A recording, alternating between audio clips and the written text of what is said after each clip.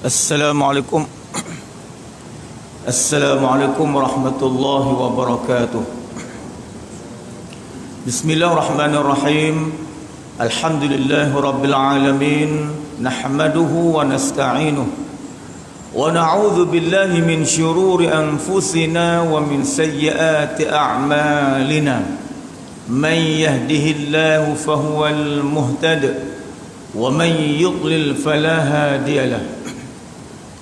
أشهد أن لا إله إلا الله وحده لا شريك له وأشهد أن محمدا عبده ورسوله اللهم صل وسلم على سيدنا محمد وعلى آله وصحبه أجمعين سبحانك لا علم لنا إلا ما علمتنا إنك أنت العليم الحكيم Rabbi shrah li sadri wa yassir li amri wahlul 'uqdatam min lisani yafqahu qawli. Amma ba'd.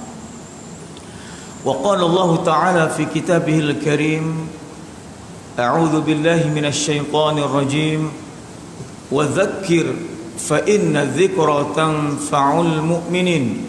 Wa qala Rasulullah sallallahu alaihi wasallam, man yuridillahu bihi khairan yufaqqih Ufiddin. Yang saya hormati lagi saya muliakan Al-Fadhil Tuan Imam, Al-Fadhil Tuan Bilal, pengurusi serta seluruh AJK Masjid Rahimah Greenwood, serta tuan-tuan dan puan-puan muslimin muslimat yang dirahmati Allah Subhanahu wa taala. Alhamdulillah, bersyukur kita kepada Allah Subhanahu wa taala di atas limpahan kurniaan rahmat, di atas limpahan inayah dan inayah daripada Allah Subhanahu wa taala. Maka pada pagi ini kita telah mendapat pertolongan daripada Allah. Pertolongannya bagaimana? Pertolongan Allah memudahkan tubuh-tubuh kita untuk dapat hadir ke rumah Allah, untuk memperhambakan diri kepada Allah, untuk melakukan berbagai-bagai amal-amal yang soleh. Mudah-mudahan amalan yang kita lakukan ini mendapat keampunan, ganjaran daripada Allah Subhanahu wa taala. Seperti mana Allah berfirman dalam surah Ali Imran ayat 133. A'udzu billahi minasy syaithanir rajim. Bismillahirrahmanirrahim. Wasari'u ila maghfiratin من ربكم وجنة عرضها السماوات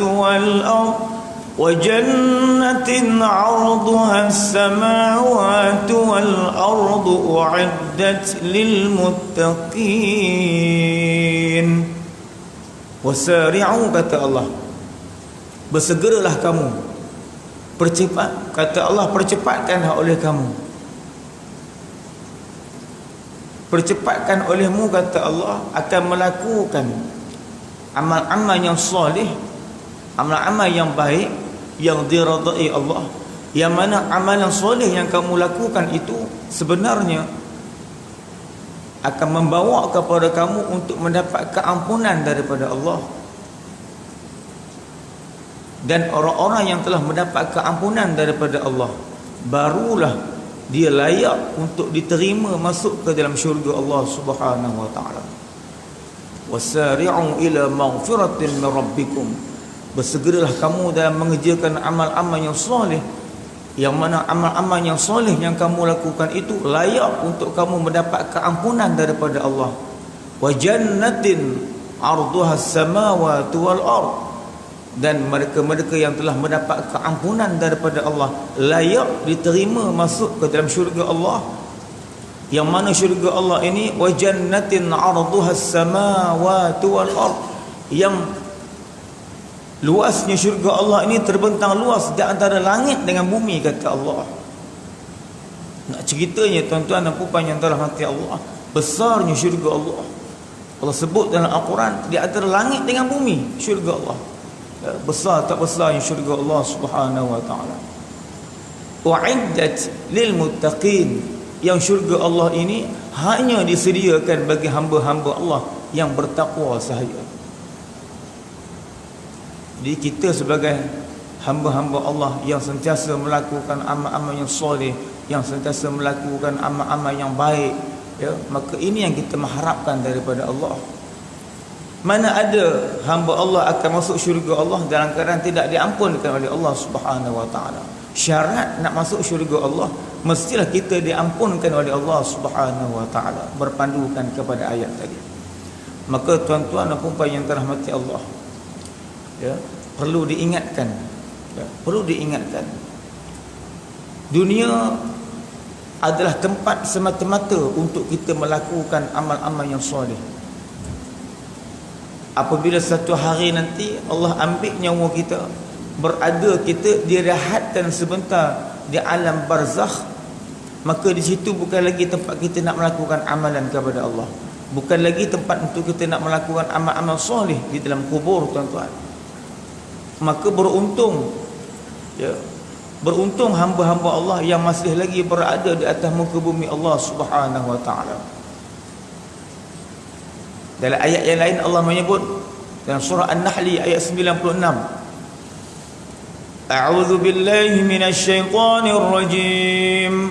Ma 'indakum yanfad wa ma 'indallahi baq.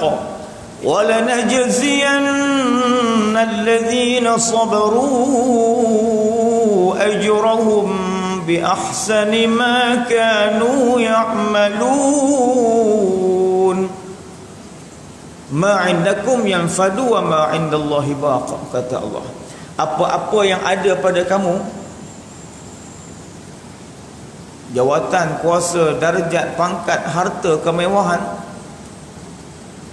yanfad, kata Allah, satu hari nanti apa-apa yang ada pada kamu ini akan hilang, akan lenyap, akan binasa. Pakaian yang mahal, jamnya mahal, cincinnya mahal,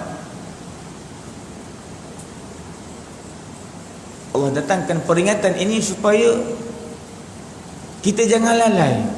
Yang mana satu hari nanti, kehadapan nanti, semua yang kita ada ini yanfad, akan hilang, lenyap daripada kita. Sehinggalah pada saat nyawa kita pun akan lenyap di atas muka bumi Allah Subhanahu wa taala. Wa ma 'indallahi baq. Tetapi apa-apa yang hak kepunyaan Allah kekal, hak Allah kekal, hak manusia semua akan lenyap, binasa, kata Allah. Walanajziyanna alladhina sabaru. Kami berikan balasan kepada orang-orang yang bersabar. Dalam agama kita, sifat kesabaran sangat-sangat dititik beratkan. Sebab Allah sebut dalam ayat ini, kami berikan balasan, kami berikan ganjaran kepada orang-orang yang bersabar. Bersabarnya bagaimana? Yang pertamanya, kita bersabar di atas setiap apa jua titah perintah Allah kita lakukan. Allah perintahkan solat, kita lakukan dengan penuh kesabaran. Allah perintahkan puasa, zakat, haji bagi yang mampu, kita lakukan dengan penuh kesabaran. Bersabar yang bagaimana? Allah datangkan berbagai-bagai undang-undang kepada kita, hukum hakam Allah turunkan kepada kita. Haram kamu minum arak, haram kamu berjudi, haram kamu berzina, haram kamu mencuri, haram kamu memutuskan silaturahim dan berbagai-bagai. Kita akur dengan hukum hakam Allah, kita bersabar di dalam melaksanakan segala hukum yang Allah tegakkan kepada kita. Sabarnya bagaimana? Kita bersabar di atas setiap apa jua dugaan, cubaan, ujian yang Allah datangkan ke dalam kehidupan kita. Seperti mana yang kita sedia maklum, 6-7 bulan kebelakangan ini, seluruh umat manusia Allah ujikan. Allah datangkan bala, Allah datangkan fitnah, ya. Bala dalam bahasa Arab, fitnah dalam bahasa Arab, Melayu dia ujian. Kita berterima kasih kepada Allah, bersyukur kepada Allah. Sebab kalau Allah nak buat satu dunia boleh ditimpa COVID-19, tetapi Allah hanya bagi sedikit sahaja supaya manusia buka mata, supaya manusia kembali kepada Allah. wattaqu fitnatan la tusibanna alladhina zalamu minkum khassah. Takutlah kamu akan fitnah Allah, akan ujian daripada Allah, akan bala daripada Allah. Yang bala Allah ini kalau turun, kalau sampai masanya Allah nak turunkan bala ini, kata Allah, la tusibanna alladhina zalamu. Bala ini tidak turun hanya kepada orang-orang yang melakukan kezaliman, tetapi bila turun bala Allah, semua kena. Kita tengok bagaimana boleh dikatakan seluruh dunia kena. Negara Arab kena, negara Islam kena, negara bukan Islam kena, negara semua kena. Ya. Wa'lamu annallaha syadidul iqab. Dan ketahuilah, kalau kita tidak berhati-hati dengan agama Allah, tidak berhati-hati dengan perintah Allah, di akhirat nanti kita akan diazab oleh Allah Subhanahu wa taala dengan azab yang bersangatan perih dan pedih, azab daripada Allah Subhanahu wa taala. Maka tuan-tuan dan puan-puan yang dirahmati Allah, berpandukan ayat yang dibacakan tadi, maka kita kena sedar, ya, kita kena sedar apa yang kita ada pada hari ini, satu hari nanti akan hilang segala-galanya. Ya. Kata ulama, nyawa-nyawa kamu ini, nyawa-nyawa kita ini diumpamakan seperti pelita, ya, lampu pelita, api pelita tu. Kalau kita tengok bulan Ramadan, kita pasang pelita panjut, ya. Kalau pelita panjut itu dipasang 30, 40, 50, ya, kita tengok mana ada pelita panjut bila kita pasang dia padam serentak. Ya, kalau kita pasang pukul 9 malam sampai pukul 2 pagi adanya hidup, tetapi dia padam satu demi satu. Maka ulama kata, kalau kamu nak tengok nyawa kita ni sama macam api pelita. Dia tak mati sama-sama, ikut urutan. Kejap sana mati dulu, kejap sana pula, ke belakang pula, depan pula. Dia mati tak kira masa. Dia tak ada urutan-urutan, muk. Tetapi dia akan padam lampu pelita itu, tak kira. Ya. Jadi ulama ibaratkan nyawa kita seperti api pelita. Jadilah kita tahu yang nyawa kita ini seperti api pelita. Dalam Al-Quran pun ada menyebut yang nyawa kita ini, ya, tidak ada satu ketetapan daripada kita yang kita tidak boleh tahu bila nyawa kita ini, yang ketetapannya hanya semata-mata daripada Allah Subhanahu wa taala. Lantas bagaimanakah kita melakukan persiapan untuk bertemu dengan Allah Subhanahu wa taala? Dalam keadaan yang nyawa kita ini Allah akan ambil bila-bila masa. Walikulli ummatin ajal, fa idza jaa ajaluhum la yastakhirun sa'atan wa la yastaqdimun, kata Allah. Dan setiap umat itu dah ada ajal dia di sisi Allah Subhanahu wa taala.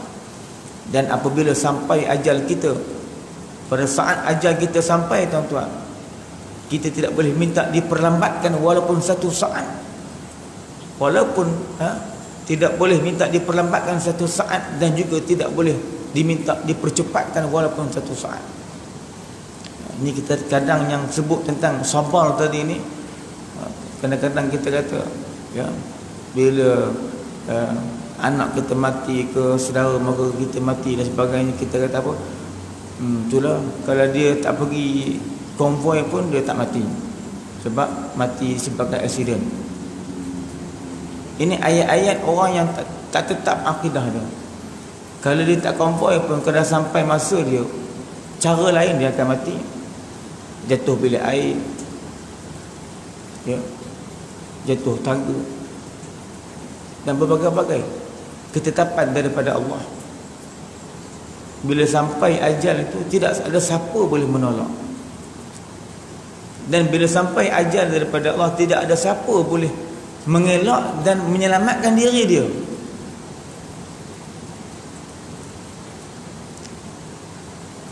Allah menyebut dalam Al-Quran, ainama takunu yudrikumul maut. Di mana sahaja kamu duduk, di mana sahaja kamu tinggal, kata Allah, yudrikumul maut, maut tetap mendapatkan kamu. Walau kuntum fi burujim musyayyadah, walau sekira sekalipun kamu duduk dalam tempat yang padu, musyayyadah, kamu duduk tempat yang hebat, kukuh, kiri kanan depan belakang, kamu duduk dalam tempat yang kebal dan berbagai-bagai, musyayyadah ini, kata Allah, tidak dapat mengelak kamu daripada ajal Allah Subhanahu wa taala. Maka benarlah dalam ayat tadi, tuan-tuan, Allah kata kita kena kembali fikir, apa-apa yang kita ada ini akan hilang lenyap. Kembali kepada Allah, kembali yang bagaimana melakukan ketaatan yang sebenar-benarnya. Sebab kita kena menjadi hamba Allah yang sentiasa bersabar. Bersabar yang kita sebutkan tadi dalam melakukan ketaatan, kan, apa yang Allah perintahkan kepada kita. Bersabar dalam mengakurkan, bersabar dengan melaksanakan segala apa jua yang Allah datangkan hukum-hukum kepada kita. Walaupun benda itu nampak sedap di dunia, tapi Allah haramkan, maka kita kena sabar. Sebab tu adalah hadis Nabi, Nabi kata dunia ini penjara bagi orang yang beriman. Penjara yang bagaimana? Penjara supaya tidak boleh melakukan perkara yang haram. Maka perkara yang haram boleh dilakukan apabila kita berada di syurga Allah. Siapa kata kita tak boleh minum arak? Kita boleh minum arak apabila berada di syurga Allah Subhanahu wa taala. Hanya di dunia penjara bagi orang yang beriman, syurga bagi orang yang kafir. Ya, sebab itulah orang yang kafir di dunia ini tidak ada had sempadan, tidak ada undang-undang hukum bagi mereka. Maka yang kita nak adalah balasan bagi mereka-mereka yang bersabar. Ya. Ajrahum bi ahsani ma kanu ya'malun, dengan ganjaran yang besar yang terlebih baik yang telah mereka lakukan, amalan bersabar di atas setiap apa yang Allah datangkan kepada mereka, ujian, hukum hakam, perintah dan sebagainya. Ini orang yang sabar. Mana mungkin orang yang boleh bersabar, ya, mana mungkin orang boleh datang ke rumah Allah pada pagi ini seperti tuan-tuan dan puan yang telah mati Allah, ya, kalau tidak ada kesabaran dalam diri dia, ya, sabar untuk berkorban diri dia, bangun awal pagi, mandi, berwangian, pakai baju, datang ke rumah Allah, berjalan kaki, naik motor, naik kereta dan sebagainya. Melainkan yang mampu buat amalan tersebut orang yang bersabar. Mana mungkin tuan-tuan dan puan-puan pada saat dan ketika ini boleh kekal duduk dalam kuliah subuh. Melainkan orang-orang yang kekal duduk dalam kuliah subuh, mereka bersabar. Nantilah dulu balik, biar dulu, balik pun tak ada apa. Mata tengah segar ni, ambil peluang duduk dulu dengan kuliah agama sebentar. Ini orang yang sabar. Mana mungkin orang boleh melakukan sembahyang sunat duha, boleh baca Al-Quran, boleh bangun malam bertahajud kepada Allah, ya, melainkan orang yang sebegini mereka sabar.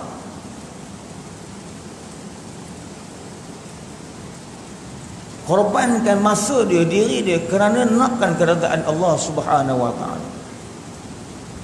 Ini tuan-tuan hebat menjadi orang yang sabar di sisi Allah Subhanahu wa taala. Maka pada pagi yang penuh kemuliaan ini saya nak mengajak diri saya dan tuan-tuan dan puan-puan semua, ya, kita kena kembali kepada Al-Quran. Kita kena kembali kepada Al-Quran, panduan dustur, ya. Kalau kita nak belajar memandu, kita belajar di sekolah memandu, ada satu buku tu berbagai-bagai simbol ada. Traffic lightnya, double line-nya, potong kirinya, lembu melintasnya, bukitnya, budak sekolah melintasnya, berbagai-bagai simbol-simbol yang menyebabkan bila kita belajarnya buku tu, kita tahu apa yang akan berlaku di atas jalan raya. Jadi bila kita lulus lesen memandu, kita bawa kereta dalam keadaan kita ada ilmu memandu. Merah kena berhenti, kuning bersedia, hijau kita jalan. Double line tidak boleh potong. Ya. Samalah dengan Al-Quran, tuan-tuan. Kita nak hidup atas muka bumi Allah, kita tak guna Al-Quran sebagai panduan kehidupan kita, maka kita akan buta. Tak nampak apa kita nak buat. Jadi bila kita kembali kepada Al-Quran, maka bertepatanlah dengan firman Allah dalam surah Yunus ayat yang ke-57. Allah berfirman, A'udzu billahi minasy syaithanir rajim. Ya ayyuhan nas qad ja'atkum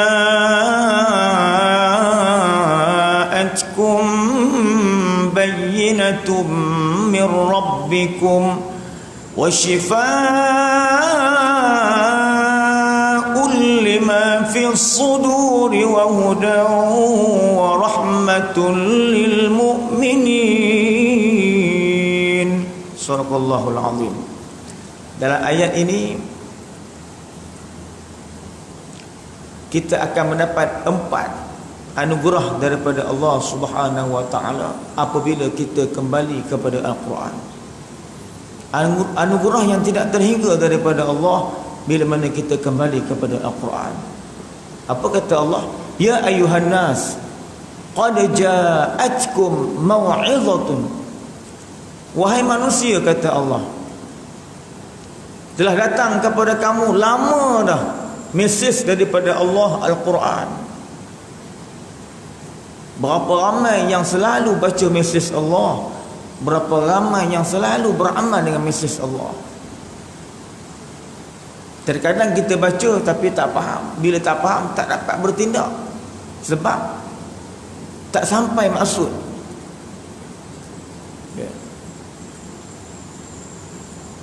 Apatah lagi yang tak baca mesej Allah, yang tak baca Al-Quran dan tak memahami Al-Quran. Bagaimana dia nak bawa kehidupan dia berada di atas muka bumi Allah, sedangkan Al-Quran panduan dia. Rugi, tuan-tuan, kita tak berdamping dengan Al-Quran. Ya. Sebab Al-Quran ini kata Allah, Ya ayyuhan nas qad ja'atkum mau'izatun. Telah datang lama dah kepada kamu Al-Quran ini.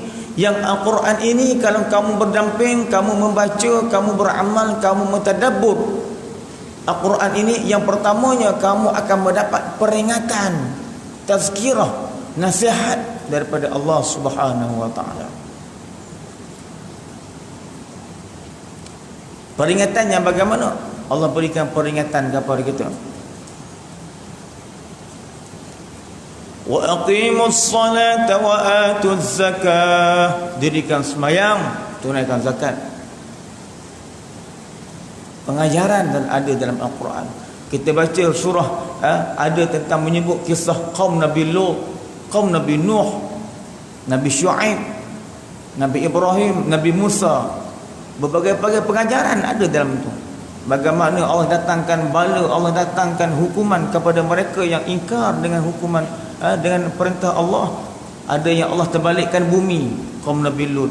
Ada yang Allah datangkan banjir besar, kaum Nabi Nuh, ya, dan berbagai-bagai. Allah binasakan Firaun dan bala tenteranya, disebut dalam Al-Quran. Ini sebagai pengajaran. Dalam surah Sabah Allah ceritakan pengajaran bagaimana negeri yang Allah makmurkan, negeri yang diberikan hebatnya kenikmatan, kemakmuran yang Allah berikan, yang Allah sebut asalnya negeri Sabah ini baldatun tayyibatun wa rabbun ghafur. Ini akhirnya mereka kembali syirik dengan Allah Subhanahu wa taala. Ya. Penduduk Sabah sebelum mereka beriman kepada Allah, mereka menyembah matahari. Kemudian bila mereka beriman kepada Allah, ya, Allah kurniakan mereka negeri yang makmur, tumbuh-tumbuhan, tanam-tanaman, ya, yang begitu hebat daripada Allah, ya, sehingga mereka menjadi negeri yang paling kuat dan terkaya. Akhirnya mereka kembali kufur dengan Allah, kembali menyembah matahari. Maka Allah tenggelamkan mereka, datangkan binasakan mereka kembali. Ini pengajaran semua ada dalam surah, dalam Al-Quran. Sebab tu bila kita buka Al-Quran, kita kaji Al-Quran, banyak pengajaran-pengajaran. Hukum hakam ada dalam Al-Quran. Peringatan-peringatan Allah berikan kepada kita. Umpamanya dalam ayat lain Allah sebut, ya ayyuhalladzina amanu innamal khamru wal maisiru wal ansabu wal azlamu rijsum min amalis syaitan fajtanibuhu la'allakum tuflihun. Wahai orang-orang yang beriman, kata Allah, innamal khamru, sesungguhnya arak, wal maisir, judi, wal ansab, tenung nasib, wal azlam, tikam menikam, ya, rijsum min amali syaitan, kotor, najis, ini semua daripada perbuatan syaitan. Fajtanibu, jauhkan diri kamu daripada perkara-perkara ini, la'allakum tuflihun, supaya kamu menjadi hamba Allah yang berjaya bila kamu menjauhi perkara-perkara tersebut. Jadi bila kita baca ayat ini, kita tengok terjemahan, tafsir dan sebagainya, baru kita faham mesej yang Allah nak sampaikan kepada kita begini. Bila kita baca Al-Quran tak faham, tak dapatlah mesej, dapat pahala bacaan, tetapi apa yang Allah nak sampaikan kita tak faham, maka kita tidak boleh bertindak. Ya, Allah kata dalam Al-Quran umpamanya, wa minal laili fatahajjad bihi nafilatan laka asa an yab'athaka rabbuka maqaman mahmuda. Jadi kalau kita baca tak faham apa-apa, tak ada apa-apa tindakan. Bila orang yang baca dia mengamati, oh, mesej daripada Allah, Allah nak bagi tahu, wa minal lail, daripada sepertiga malam, tahajud, bangunlah kamu bertahajud. Nafilah, ibadat sunat yang dilakukan, ya, yang digalakkan kita lakukan, yang mana ibadat ini pada Nabi mengirakan dia sebagai benda yang wajib. Kenapa Allah perintahkan kita supaya tahajud? Rupa-rupanya amalan bertahajud adalah satu amalan yang amat luar biasa, sehingga kan Allah mentionkan dalam Al-Quran, wa minal laili fatahajjad bihi nafilah asa an yab'athaka rabbuka maqaman mahmuda. Mudah-mudahan kamu akan dibangkitkan nanti, ya, duduk di tempat maqaman mahmuda. Kamu akan dibangkitkan nanti, rupa-rupanya mendapat maqaman mahmuda, tempat yang terpuji di sisi Allah Subhanahu wa taala. Ini hanya ada pada orang yang bertahajud. Jadi banyak lagi mesej-mesej Allah bila kita baca, kita faham, kita boleh bertindak. Hebatnya kalau kembali kepada Al-Quran. Ya.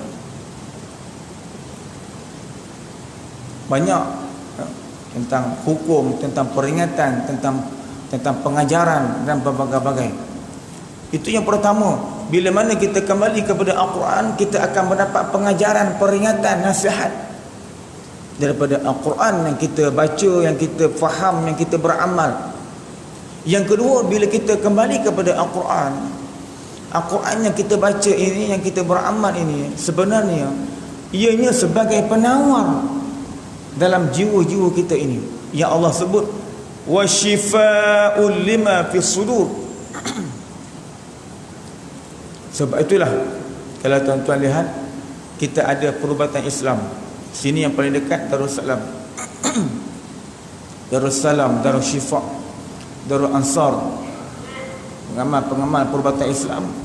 Adanya perubatan Islam berdalilkan dengan ayat ini.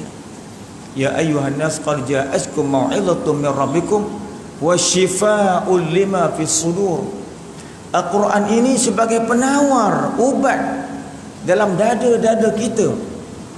Sebab itu bila orang yang dekat diri dia dengan Allah selalu baca Al-Quran, ya, dia akan mendapat ketenangan, jiwa dia tenang. Sebab penawar ada dalam diri dia. Orang yang tak pernah baca Al-Quran, jarang baca Al-Quran, susah nak baca Al-Quran, tidak ada penawar. Sebab itulah kalau kita lihat bagaimana kes-kes gangguan dan sebagainya, bila kita panggil pengamal putra Islam, dia pun baca ayat. Yang dia baca ayat itu ayat Al-Quran. Ayat Al-Quran yang berkenaan dengan syifa. Kalau dia rasuk, diganggu, kita baca ayat-ayat yang berkenaan dengan sihir, ayat-ayat berkenaan dengan gangguan, berkenaan dengan dan bagai-bagai kita baca, kita tiup, tabaruk bagi dia minum. Yang dia minum tu adalah hasil daripada ayat-ayat Al-Quran. Bila masuk ke dalam dada dia, penawar. Sebab itu orang yang diganggu, bila mana dirawat, dia hilang sakit dia. Sebab penawar dah dimasukkan dalam diri dia. Ini kata Al-Quran. Apatah lagi kalau kita dah beramal dengan Al-Quran, sentiasa penawar itu sentiasa duduk dalam jiwa kita, tuan-tuan. Allah menyebut wasyifa'u lima fi sudur. Ya, kita tak perasan sebab kita tak faham mesej Allah. Rupa-rupanya Al-Quran yang kita baca selama ni, dia adalah penawar yang sangat mujarab dalam diri kita.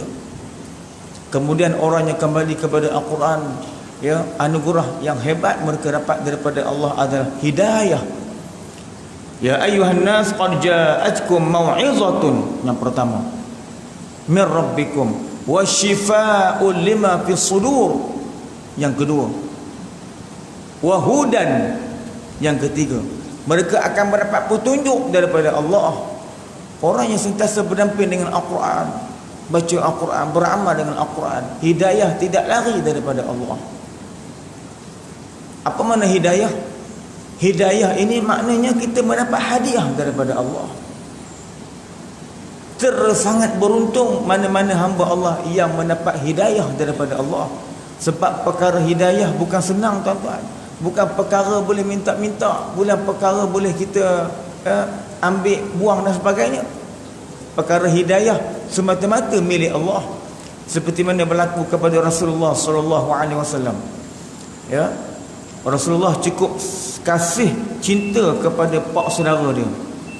Dan pak saudara dia pun teramat sayang dan kasih kepada Nabi Muhammad sallallahu alaihi wasallam. Siapa nama pak saudara dia?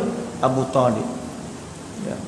Tetapi Abu Talib tidak dapat menerima apa jua ajaran yang Nabi bawa pada saat dan ketika itu. Sedih. Nabi sedih.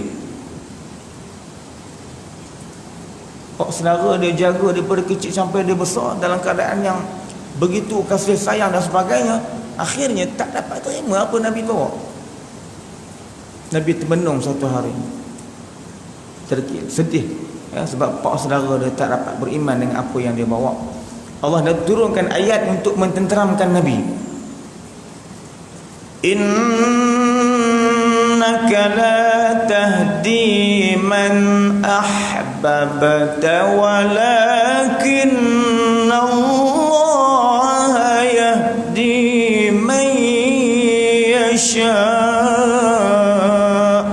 Ya Muhammad, innaka la tahdi, sesungguhnya engkau tidak boleh bagi hidayah kepada sesiapa yang kau cintai, yang kau kasihi. Man ahbabta, kata Allah.